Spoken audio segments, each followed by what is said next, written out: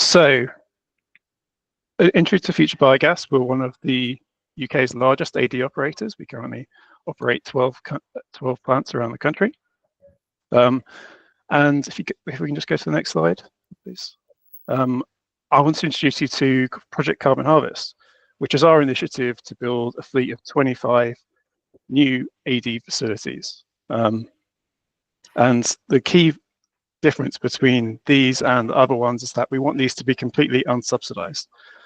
All of the AD sites that are running today receive an awfully large share of their revenue from subsidies. And so getting away from this is a big challenge, and a key enabler for us to be able to do that is to capture biogenic carbon dioxide, which is being produced as a co-product of what we do, and finding a way to valorize it.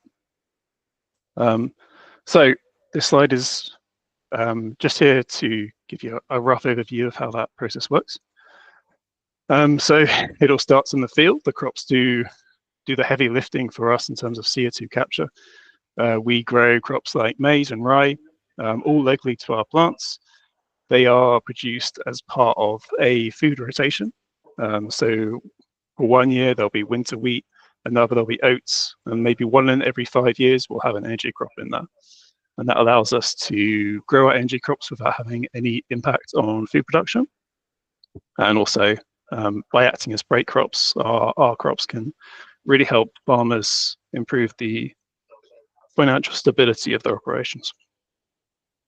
So after our crops are harvested, they are instilled into our plants, and then they go into our anaerobic digesters, and they're broken down microbially into biogas, which is roughly a 50-50 mix of methane and CO2. So that biogas is then upgraded, as it's called, but essentially split into its two components. So you get a nice clean stream of biomethane, which we are selling to corporate off-takers directly. And that is a drop-in replacement for natural gas. The CO2, naturally, from all of the biomethane plants that are even in existence at the moment, that is typically emitted to air. It's a 97% pure stream of CO2, which should be incredibly valuable. For all the plants that exist at the moment, or almost all of them, it simply gets vented. But we are going to take the extra step of capturing it and liquefying it and finding a useful purpose. Great. So can we go forwards a bit, please? Great. So yes, as I mentioned earlier, my role in this company is lifecycle analyst. So I look after the emission projections of all of our new sites and our existing ones.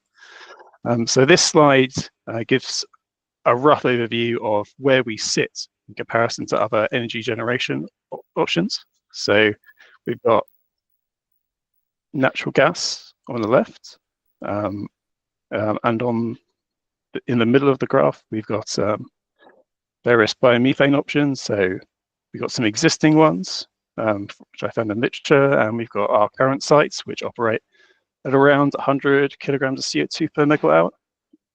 And then you can see labeled base case, our future biogas Project Carbon Harvest sites will be operating at a substantially improvement on that. Compared to natural gas, it's roughly about 85% reduction. And we can go further than that too. We've already got some planned improvements to our process, which are illustrated by the target case, and that's around just over 90% improvement. And we're really getting into the territory now where biomethane as an energy source can be competitive with solar and wind in terms of its efficiency, or its greenhouse gas intensity, that is. And then just for fun, this is not what we're selling, but just as a nice note, if you were to take our biomethane and then subtract negative emissions that we could potentially create by sequestering the CO2 co-product, we would get into negative territory. In fact, it's very negative, so this is potentially a way to produce carbon negative energy. Can we go to the next slide, please? Great. And so onto the CO2 we're producing. A really key metric when you're talking about how good a carbon capture process is simply how much CO2 gets emitted per ton of CO2 that is captured. And so for comparison, I've got here a figure which I found in a paper that was published last year, and that paper looks at direct air carbon capture. And what it finds is essentially that for direct air carbon capture, the efficiency is very much related to the greenhouse gas intensity of electricity, which is imported into that process, because DAC uses a lot of it. And if you were to run that DAC plant in the UK today on the UK's electricity supply, which is fairly clean, but not entirely clean, you get a total of 250 kilograms of emissions per ton of capture. So another way of thinking about that is it's roughly 75% efficient.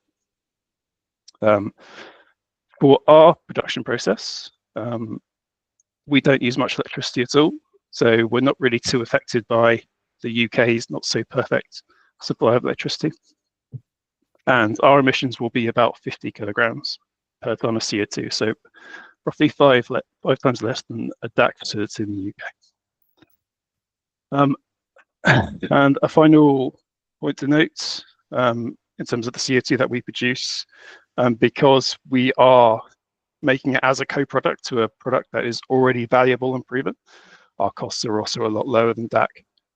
So where DAC prices, which vary a lot, are generally $600 to $1,000 per ton of CO2 capture, our costs are around a third of that. Cool. And this is happening today, is my last point. We have a plant which is up in Grantham, and that will be opening in about 2 weeks. It should be gas to grid in about 2 weeks. So this is very much happening right now.